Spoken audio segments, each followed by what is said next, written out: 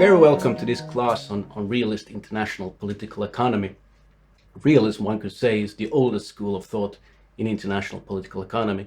Its roots are often said to go back to the period between 1500 and 1700 in Europe, where mercantilist thought dominated economic thinking and economic relations. But surely as a practice, Realist IPE even goes much further back.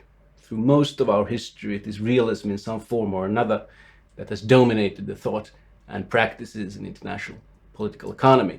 It was only from the 18th century onwards, and with the rise of liberalism, that Realist IPE really got a competitor in liberalism, and eventually was overtaken, one could say, by liberal IPE, especially in Western countries. For much of the 19th and 20th centuries, then it was really liberalism that was the dominant school of thought in international political economy. In came, of course, little by little also a host of other theoretical perspectives, structuralism in particular, and different variants of structuralism, most of which draw on Marxist thought.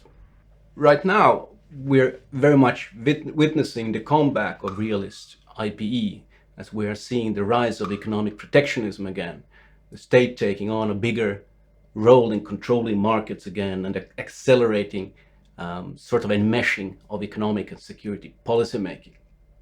Having been almost entirely separate spheres of policymaking in many countries, economic and security policymaking is now increasingly coming together as states have started to worry about their economic dependencies on other states and on foreign markets, and started to focus more on their economic resilience. And these are precisely the sort of developments that realist international political economy is well equipped to understand and analyze. These developments make a lot of sense when donning realist lenses. A lot of the developments now going on with trade wars between China and the United States, for instance, the accelerating use of sanctions and export restrictions in international economic relations, new major subsidy packages to favor local industry, all the new investment screening mechanisms, and the deadlock of many international economic organizations, such as the World Trade Organizations, which has had a lot of trouble coming to any new trade deals. These are the sort of developments that would be much expected from a realist perspective, but that liberal perspectives find harder to explain, and that structural perspectives are not always really perhaps geared towards analyzing. So realist IPE thought is coming into vogue again, and in this class I'll be trying to give an overview of its roots, its main theoretical assumptions, and the sort of topics and research questions that realist IPE looks at. I will close off by looking at the latest turn in realist international political economy, that of geo-economics. And I have divided this class in three. First, I will shortly discuss the mercantilist roots of realist international political economy and classical realist economic thought, referring to thinkers such as Alexander Hamilton and Friedrich during the Industrial Revolution. I will then also briefly summarize the ups and downs of economic realism during the 20th century. Secondly, I will discuss a bit more in detail the theoretical assumptions that economic realists make. What sort of analytical construct is economic realism? And I will briefly refer to some contemporary examples to show how economic realist analysis works and how economic realist analysis may help us understand international economic relations. I will then indeed close off by discussing geo-economics, an analytical framework that very much builds on earlier economic realist thought and that can be viewed as the latest development in realist IPE. And for full disclosure, I myself as a researcher very much work within this field of inquiry, that of geo-economics. So from here on, we'll embark on an intellectual tour of realist international political economy. In this lecture, we'll be discussing the intellectual roots of economic realism and how economic realism has evolved over time. Its roots lie in mercantilism, and mercantilism refers to economic thought and practice that prevailed in Europe from about 1600 to 1700. And for mercantilists, it was increasing state power that was the ultimate goal of economic policy making, not necessarily the increase of general welfare. In general, economic realism is often more interested in how economics serves state power than the other way around. The perspective is that of a state, not the nation. Remember that at this time, nation states hadn't been found yet, and this was a time before nationalism and nation states. Kings wanted to enrich themselves and the crown in order to enable effective warfare, the conquering of land, and that was the purpose of mercantilist thought as well. And for this, accumulating state wealth was important, so as to be able to raise armies and afford weapons and conquer lands. So this was very much before any modern trade theory, and before the likes of Adam Smith and David Ricardo had come up with their views on mutual gains from trade through specialization. For the mercantilists, accumulating wealth required outdoing others on the trade arena, not thinking about mutual gains. The more a state exported and the less it had to import, the more gold it would end up with, and the more it could afford wars and critical materials for weaponry. And because all states were assumed to think alike, international economic relations were seen as a zero-sum game where you try to outdo each other on the economic domain. So for the mercantilist, economic policy making can be said to have been just another means in the geostrategic toolbox, always subordinated to the larger strategic aims of the states, including its military aims and its larger geostrategic aims. For classical economic realism, two thinkers are particularly important and influential. Alexander Hamilton, one of the so-called founding fathers of the United States, who also served as the US Secretary of the Treasury in the late 18th century, and Friedrich List, a German-born political theorist and political economist. Both advocated a strong role for the state in the economy and warned about the dangers of free trade, and both have been extremely influential for what we could call neo-mercantilist economic theory, which for a long time was the main strand of thought within economic realism. Neo-mercantilism is in many ways a theory about industrialization, especially state-led industrialization, and it came into being during the early stages of industrialization in the late 18th and early 19th centuries. And true to its mercantilist roots, it very much focuses on state power and sees industrialization as critical for maintaining state power. So without industrialization, a state would not be able to grow a strong military. It would not be able to withstand wars.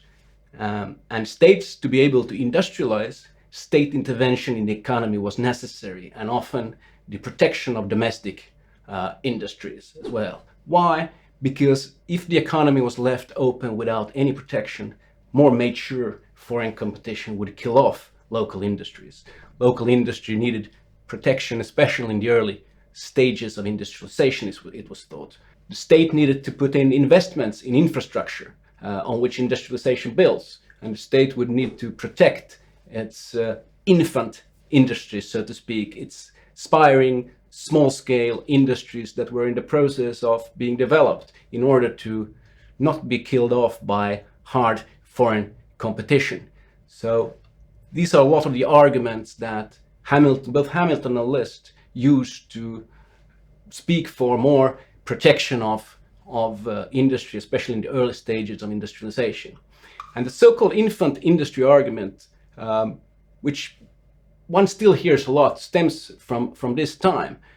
Still today, many political economists refer to this infant industry argument, arguing, for instance, that the East Asian strong development from the 1970s and 80s onwards was based on the protection of their small industries and early industries and firms, because without benefits of scale, without possibilities of large investments in infrastructure, these infant industries would not be able to grow. They would be killed off by foreign competition, more mature industries. Also, Germany's takeoff in the early 20th century seemed to have been based on this sort of neo-mercantilist thinking and policies of economic protection and state intervention. During the early Cold War, neo-mercantilism and economic realism more generally became mostly overshadowed by rivaling theories of structuralism and liberalism. This was probably helped by the fact that many realist thinkers and theorists focused on foremost security policy at that time, not economic policy. For realists, as we know, state power is often a central concern, and at the time, in the early Cold War, it seemed that military power and security policy took precedence over economic policy from the viewpoint of a state's geostrategy. At the same time, liberals made some convincing arguments about the need to separate economic from security policy, and on the whole, about the gains from letting the markets fend for themselves without state intervention. Had it been the more market capitalist Anglo-Saxon states that had prevailed in the war against Nazi Germany and Japan, for instance. And this was also, of course, also a time of economic growth in the world economy and a less conflictual time in international relations, and therefore less need for economic struggle and less need to focus on relative gains as against mutual gains from trade. The 1970s and 80s then saw a revival of economic realism, especially with theorists such as Robert Gilpin and Stephen Krasner. This revival coincided with, amongst other things, the oil crisis that saw the oil-producing countries really flex their economic power, and how dependence on a strategic resource such as oil and oil-producing autocracies comes with risks. Having been exposed to dependency vulnerabilities, it brought a stronger focus on energy resilience and economic resilience in general, with regard to strategic resources in general, as it became clear how they could be used for strategic purposes, even blackmail. During this period, economic analysts then also witnessed the so-called East Asian miracle, and how the East Asian miracle apparently was based on sort of neo-mercantilist recipes for economic policymaking. There's a lot of talk about developmental states and how the East Asian states at the time used export-oriented growth, state intervention, protectionism of their own of imports to feed their own development. And so in many ways, neo-mercantilism was vindicated very much during this period and got more legitimate in many ways and in many eyes. The end of the Cold War then changed the outlook for international political economy again. Francis Fukuyama wrote his famous essay on the end of history, and the post-Cold War era became the heyday of neoliberalism in general. To many, it then seemed that we had entered a perennial era of economic integration and globalization, an era in which everybody had a stake and from which everybody benefited. The opening of markets seemed to go on and benefit everybody. Of course, there were also economic realists at the time who weren't so optimistic. Edward Luttwak, in an essay in 1990, for instance, argued that strategic competition will go on. It's not that we're entering a period of much cooperation. Strategic competition will go on. It's just that it will be in the economic domain and not the military domain as it had been during the Cold War. So strategic competition was transferring to being done by economic policymaking instead of military policymaking. Luttwak's essay has since become a seminal piece for the new geo-economic turn in economic realism that has really began to get some steam in recent years, with more and more analysts adopting a geo-economic frame of analysis. But at the time of Luttwak's writing, the geo-economic perspective didn't really get a lot of traction.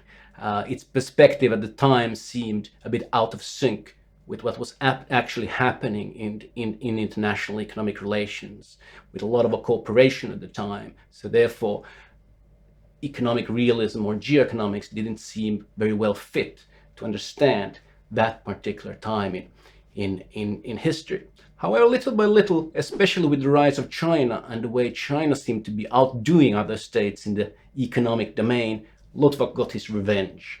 And at least from the early 2010s onwards, it began to become clearer that strategic competition had gone nowhere. It had just transferred to another domain, the economic domain, where the great powers tried to outdo each other by other means than from the Cold War. But it really wasn't really until the late 2010s that geo-economics really started to get some real traction, and the ideas put forward by geo-economics started to look interesting more broadly to scholars, analysts, and even policymakers. Catalyzing that rise of geo-economics was, of course, China's rise and the way it seemed to catalyze more economic competition between major powers, US-China trade war, and a lot of complaints about China using the openness of Western markets to its own strategic benefit. This then also gave way to a reaction from the United States, especially under the Trump administration onwards, with a lot of more economic protectionism on the rise. And the pandemic, of course, finally showed how states, when coming under stress, revert back onto their own borders again, at least in how economic realists saw it, and how states put their own national interest first. We saw vaccine nationalism, how states scrambled to get their hands on vaccines before other states. So this sort of vindicated again the economic realist case. Looking now at the dynamics of the international economy, we can make out three accelerating trends that very much embodies geo-economics. First, the weaponization of the global economy with the increasing use of especially sanctions. So economic policymaking is more and more seen as a strategic weapon to be wielded against other countries and to drive strategic interests. So if we look at the data on the usage of sanctions, it has very much been accelerating during the 10 or 20 last years. The second trend that has to do with this geo-economics and that geo-economists analyze a lot is the securitization of the economy. That's a sort of a response to the weaponization of the economy. Countries need to secure protect their own economies from being targets of sanctions, from becoming vulnerable to the weaponization of the economy. So we see a host of new economic policy instruments being taken into play. New subsidies, we see foreign direct investment screening mechanisms, we have data localization requirements, friendshoring and ally shoring, a host of mechanisms that are more or less protectionists to secure the economy from being a target of the weaponization of the economy. And the third trend is the balkanization of the economy that many geo-economists or geo-economic analysts think is ahead of us and see some signs of already. So a disintegration of the global economic networks, the more of a competition within standard setting regimes over technical standards. Technical standards are the ones underpinning that I can use my mobile phone anywhere in the world, or that I can use my credit card anywhere in the world. These are based on market actors having cooperated to set certain standards so that we can use those around the world. There are now signs of them being disintegrating, and that new technologies will be more and more difficult to come to terms of common standards. There are competition between China, between US, between the EU, who sets the standards in the global economy.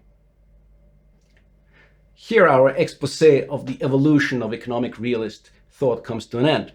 In the next lecture, we'll be turning our gaze onto the theoretical underpinnings of realist international political economy, the main assumptions and propositions that unite most economic realists.